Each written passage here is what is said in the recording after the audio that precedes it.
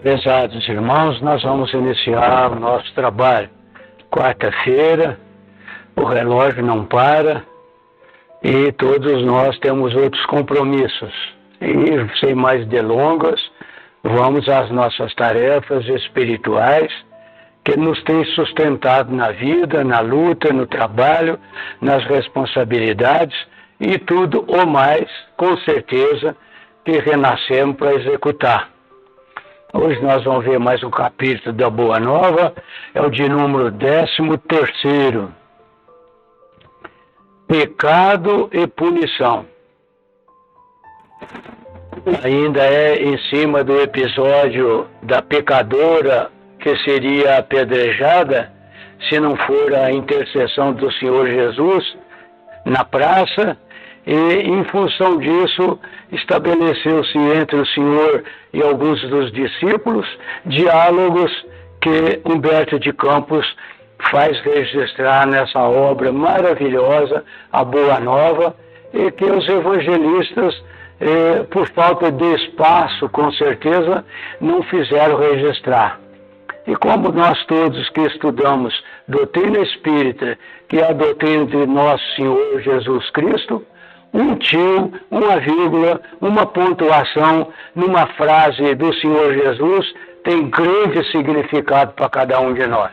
E sendo assim, vamos à leitura de Humberto de Campos, através do nosso querido Francisco Cândido Xavier. Pecado e punição. Jesus havia terminado uma de suas pregações na praça pública, quando percebeu que a multidão se movimentava em alvoroço. Alguns populares mais exaltados prorrompiam em gritos, enquanto uma mulher ofegante, cabelos desgrenhados e faces macilentas, se aproximava dele, com uma súplica de proteção a lhe sair dos olhos tristes.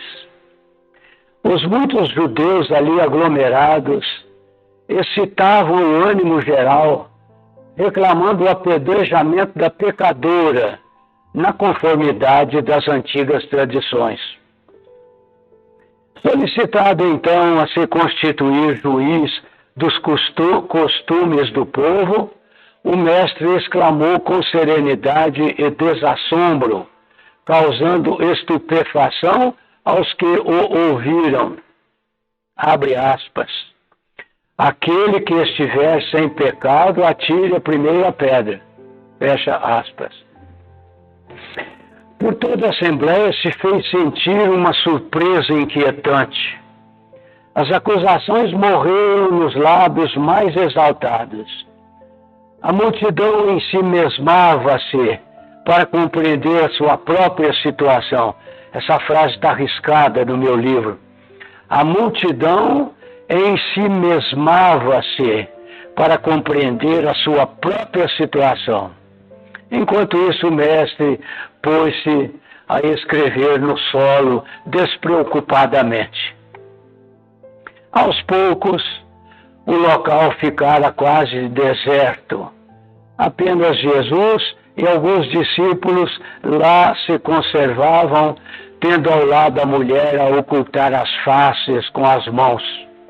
Em dado instante, o mestre divino ergueu a fronte e perguntou à infeliz: mulher, onde estão os teus juízes? Observando que a pecadora lhe respondia apenas com o olhar reconhecido, onde as lágrimas aljofravam num misto de agradecimento e alegria, Jesus continuou: ninguém te condenou? Também eu não te condeno. Vai e não peques mais. A infeliz criatura retirou-se, experimentando uma sensação nova no espírito. A generosidade do Messias lhe iluminava o coração, em claridades vivas que lhe banhavam a alma toda. Mas, enquanto a pecadora se retirava, presa de intensa alegria, os poucos discípulos que se encontravam junto do Senhor não conseguiam ocultar a estranheza que lhes causara o seu gesto. Por que não condenara ele aquela mulher de vida censurável aos olhos de todos? Não se tratava de uma adúltera? Nesse ínterim, João se aproximou e interrogou: Mestre, por que não condenaste a meretriz de vida infame? Jesus fixou no discípulo o olhar calmo e bondoso e redarguiu: Quais as razões que aduzes em favor dessa condenação? Sabes o motivo por que essa pobre mulher se prostituiu? Terás sofrido alguma vez a dureza das vicissitudes que ela atravessou em sua vida? Ignoras o vulto das necessidades e das tentações que a fizeram sucumbir a meio do caminho. Não sabes quantas vezes tem sido ela objeto do escárnio dos pais, dos filhos e dos irmãos das mulheres mais felizes. Não seria justo agravar-lhe os padecimentos infernais da consciência pesarosa e sem rumo? Entretanto, exclamou João, defendendo os princípios da lei antiga, ela pecou e fez jus à punição. Não está escrito que os homens pagarão ceitil por ceitil seus próprios erros? Vocês estão observando que vocês que já leram a Bíblia, os 4 evangelhos e mais alguns apócrifos que andam por aí, ninguém falou assim com detalhes, com minúcias do que aconteceu em seguida ao ato e ao fato. Né? E Humberto de Campos vem enriquecer-nos de informações minuciosas, detalhadas, profundas, objetivas, que mais nos mostram a nossa realidade individual. E Humberto continua. O mestre sorriu, sem se perturbar, e esclareceu. Ninguém pode contestar que ela tenha pecado. Quem estará irrepreensível na face da terra? Há sacerdotes da lei, magistrados e filósofos que prostituíram suas almas por mais baixo preço. Gente do céu, onde é que o senhor está querendo chegar com essa frase? Nós estamos vivendo um momento que a gente não sabe em quem acreditar, nas autoridades constituídas, com concursos realizados, com conhecimento das leis. Vocês vão ver como o irmão Humberto de Campos termina o capítulo. Contudo, ainda não lhes vi os acusadores. A hipocrisia costuma campear impune enquanto se atiram pedras ao sofrimento. João, o mundo está cheio de túmulos caiados. Deus, porém, é o Pai de bondade infinita que aguarda os filhos pródigos em sua casa. Poder-se-ia desejar para a pecadora humilde tormento maior do que aquele a que ela própria se condenou por tempo indeterminado? Quantas vezes lhe tem faltado pão à boca faminta, ou a manifestação de um carinho sincero à alma angustiada? As dores no mundo serão idênticas às agonias de suas noites silenciosas e tristes. Esse, o seu doloroso inferno, sua aflitiva condenação. É que, em todos os planos da vida, o Instituto da Justiça Divina funciona naturalmente com seus princípios de compensação. Cada ser traz consigo a fagulha sagrada do Criador e erige dentro de si um santuário de sua presença ou a muralha sombria da negação. mas só a luz e o bem são eternos, e um dia todos os redutos do mal cairão, para que Deus resplandeça no espírito de seus filhos. Não é para ensinar outra coisa que está escrito na lei, abre aspas, vós sois deuses, fecha aspas. Porventura, não sabes que a herança de um pai se divide entre os filhos em partes iguais? As criaturas transviadas são as que não souberam entrar na posse de seu quinhão divino, permutando-o pela satisfação de seus caprichos, no desregramento ou no abuso, na egolatria ou no crime, pagando alto preço pelas suas decisões voluntárias. Examinada a situação por esse prisma, temos de reconhecer no mundo uma vasta escola de regeneração, onde todas as criaturas se reabilitam da traição aos seus próprios deveres. A Terra, portanto, pode ser tida como um grande hospital, onde o pecado é a doença de todos. Vou repetir, gente. A Terra, portanto, pode ser tida como um grande hospital, onde o pecado é a doença de todos. O Evangelho, no entanto, traz ao homem enfermo o remédio eficaz, para que todas as estradas se transformem em suave caminho de redenção. É por isso que não condeno o pecador para afastar o pecado, e em todas as situações prefiro acreditar sempre no bem. Que as palavras que o Senhor endereçou ao Joãozinho do seu coração. Quando observares, João, os seres mais tristes e miseráveis, arrastando-se numa noite pejada de sombra e desolação, lembra-te da semente grosseira que encerra um germe divino e que um dia se elevará do seio da terra para o beijo de luz do sol.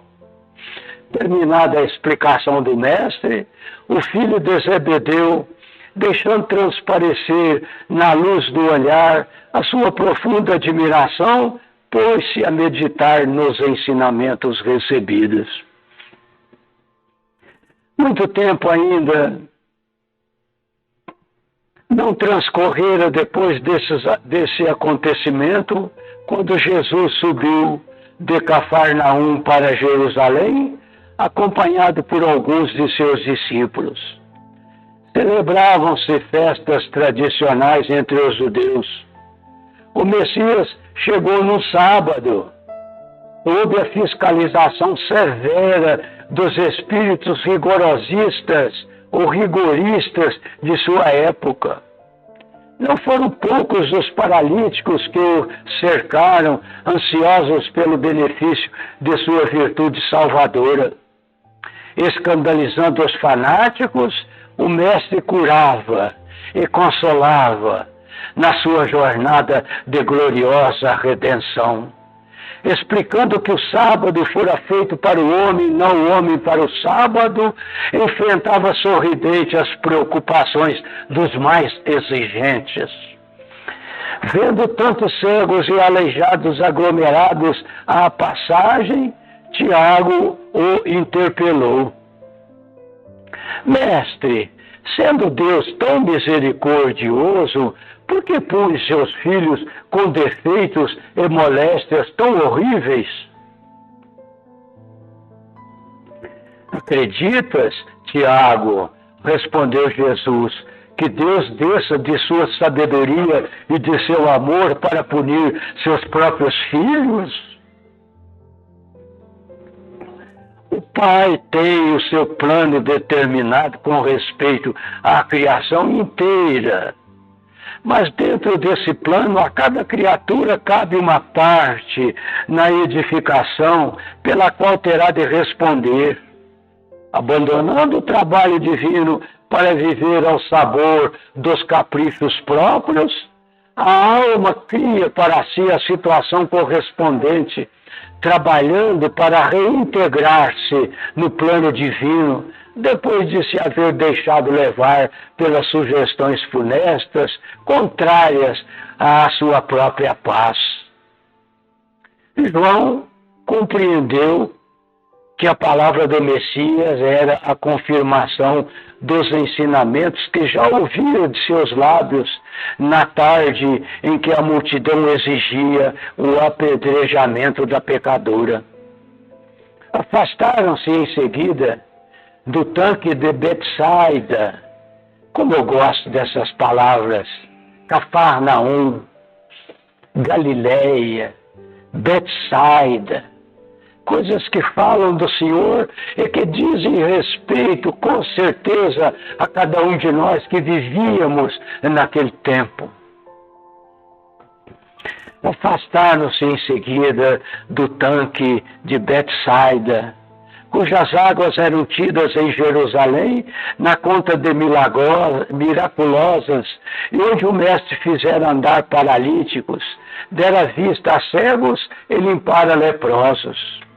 Na companhia de Tiago e João, o Senhor encaminhou-se para o templo, onde um dos paralíticos que ele havia curado relatava o acontecido, cheio de sincera alegria.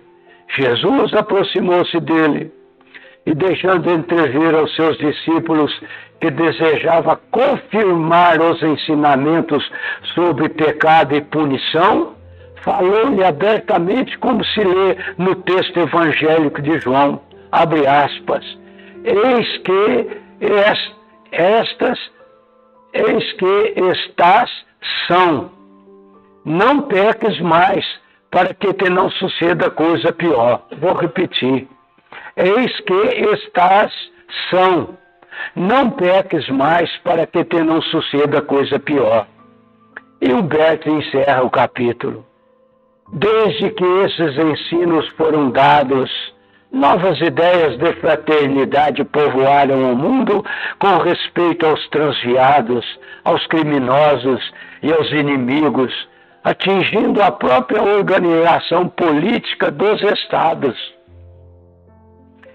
O Império Romano vulgarizara os mais nefandos processos de regeneração ou de vingança.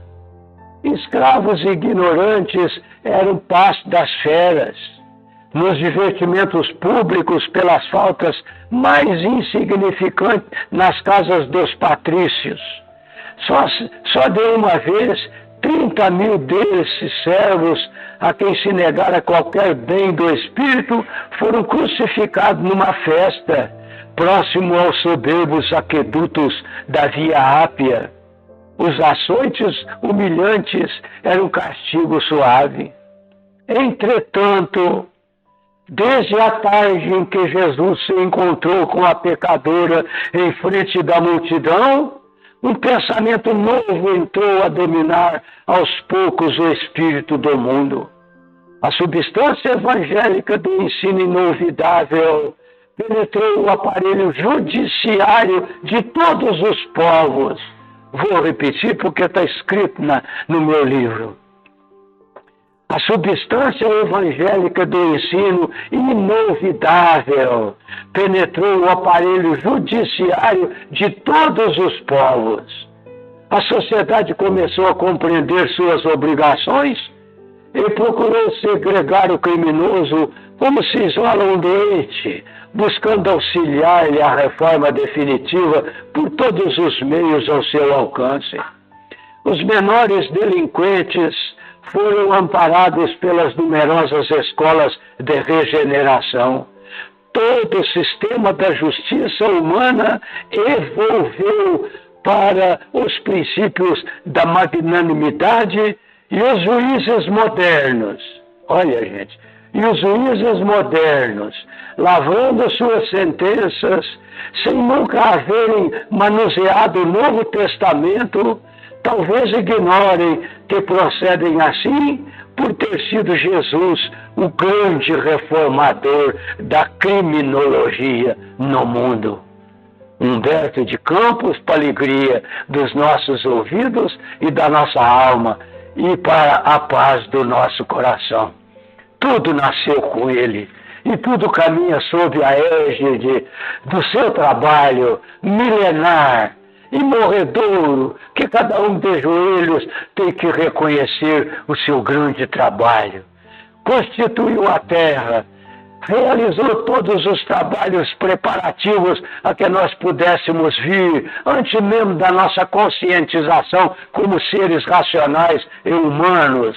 No nascedor da vida, na moneda, a singeleza do ser único celular, adquirida consciência e após a queda nos recebe aos milhões sob a sua tutela, nessa escola abençoada do planeta e nesse grande hospital onde tratamos as nossas enfermidades e hoje mais que nunca com instrumentos de acordamento da alma para a necessidade de seguir pelo caminho do bem, da justiça, da paz e do amor, se nós quisermos ser felizes.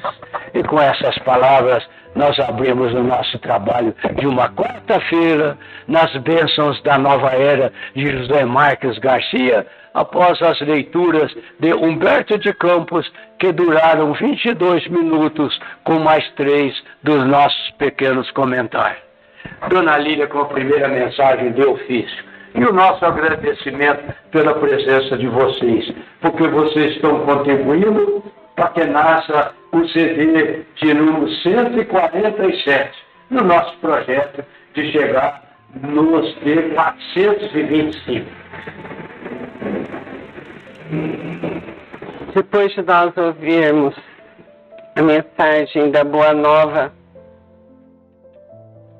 sobre nosso Mestre Jesus, que são lições verdadeiras que tocam profundo o nosso coração, nós vamos continuar falando dele no livro de Emmanuel, Caminho, Verdade e Vida, a lição 165, Bens Externos. A vida de um homem não consiste na abundância das coisas que possui. Jesus, Evangelho de Lucas, capítulo 12, versículo 15. A vida de um homem não consiste na abundância das coisas que possui. A palavra do Mestre está cheia de oportunidade para quaisquer ciclos de atividade humana em todos os tempos. Um homem poderá reter vasta porção de dinheiro, porém, que fará dele? Poderá exercer extensa autoridade, entretanto, como se comportará dentro dela? Poderá dispor de muitas propriedades, todavia, de que modo utiliza os patrimônios provisórios? Terá muitos projetos elevados. Quantos edificou? Poderá guardar inúmeros ideais de perfeição, mas estará atendendo aos nobres princípios de que é portador? Terá escrito milhares de páginas. Qual a substância de sua obra? Contará muitos anos de existência no corpo. No entanto, que fez do tempo? Poderá contar com numerosos amigos. Como se conduz perante as afeições que o cercam? Nossa vida não consiste da riqueza numérica de coisas e graças, aquisições nominais e títulos exteriores. Nossa paz e felicidade depende do uso que fizermos, onde nos encontramos hoje, aqui e agora, das oportunidades e dons, situações e favores recebidos do Altíssimo. Não procures amontoar levianamente o que te detens por empréstimo. Mobiliza com critério os recursos depositados em tuas mãos. O Senhor não te identificará pelos tesouros que ajuntaste, pelas bênçãos que retiveste, pelos anos que viveste no corpo físico. Reconhecer-te-á pelo emprego dos teus dons, pelo valor de tuas realizações e pelas obras que deixastes em torno dos próprios pés. Emmanuel.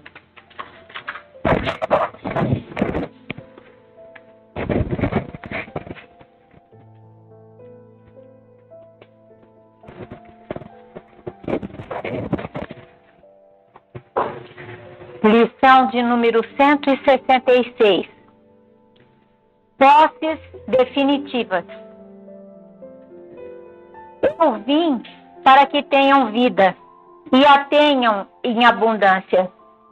Palavras de Jesus. João, capítulo 10, versículo 10. Se a paz da criatura não consiste na abundância do que possui na terra, depende da abundância de valores definitivos de que a alma é possuída. Em razão disso, o Divino Mestre veio até nós para que sejamos portadores de vida transbordante, repleta de luz, amor e eternidade. Em favor de nós mesmos, jamais deveríamos esquecer os dons substanciais a serem amealhados em nosso próprio espírito.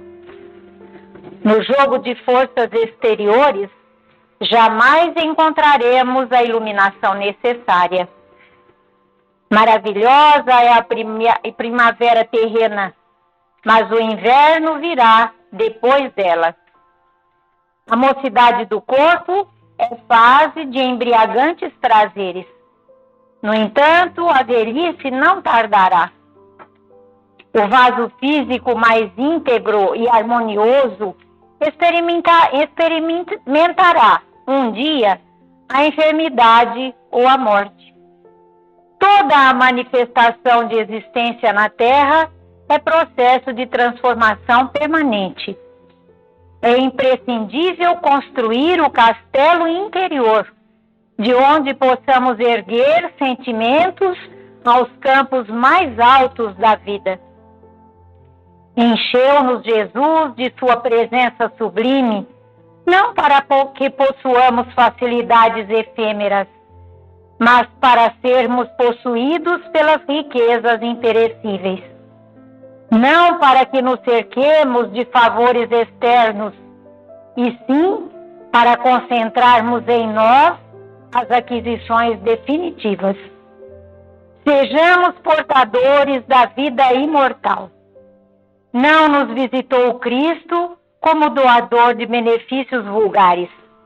Veio ligar-nos a lâmpada do coração, a usina do amor de Deus, convertendo-nos em luzes inextinguíveis.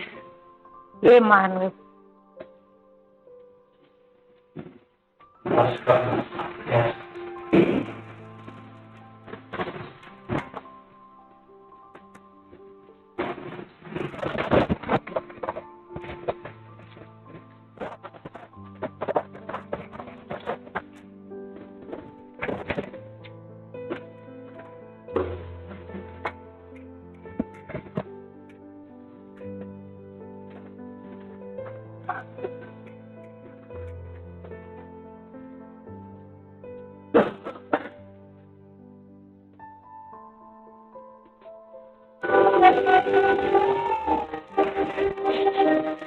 Pai nosso que estais nos céus, santificado seja o vosso nome. Venha a nós o vosso reino. Seja feita a vossa vontade, na terra como nos céus. O pão nosso de cada dia dá-nos hoje. Perdoai as nossas dívidas, assim como nós perdoamos os nossos devedores. Não nos deixeis, Senhor, cair nas tentações do caminho. Livrai-nos, Senhor, de todo mal. Vosso é o poder, o reino, a glória para sempre. Amado Mestre Jesus, nós agradecemos ao Senhor por estarmos reunidos, ouvindo as vossas palavras. Ajuda-nos, Mestre, a enxergar e compreender o sentido dessas lições. Acompanha-nos, Mestre, lá fora, para levar adiante esses ensinamentos nas diversas situações do caminho, da vida, da luta de cada dia. Agradecemos, Senhor, esta hora, aonde a vossa presença abençoa cada um de nós. Nós pedimos em favor de nossos irmãos que não têm a mesma oportunidade de reunir, formando um grupo interessado na vossa doutrina. Abençoa, Mestre, nossos irmãos do caderno de prece, nossas famílias, nossos vizinhos, todos os nossos amigos. Que a vossa paz, Senhor, possa se distender aos hospitais, às casas de saúde e os cárceres das prisões. Que a vossa paz possa presidir o nosso pequeno trabalho de passes.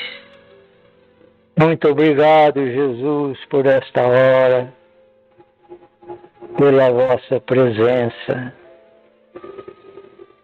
Que assim seja.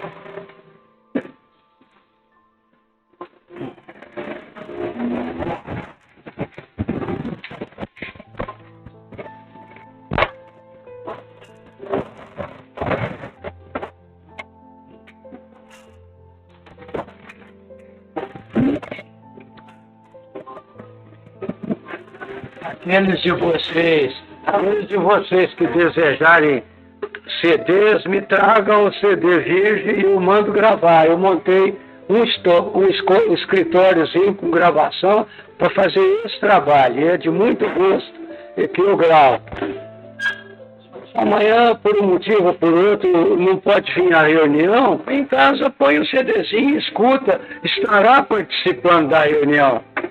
Um amigo às vezes pede uma informação, a gente não consegue traduzir em palavras o nosso pensamento, oferece um CDzinho de presente e nós estaremos com isso trabalhando com Jesus para mudar o perfil do pensamento do povo, com certeza. E estaremos trabalhando e sendo úteis. Fica aí o nosso recado no final da nossa reunião de quarta, que durou 35 minutos apenas. E quanta coisa aconteceu portas adentro do nosso coração.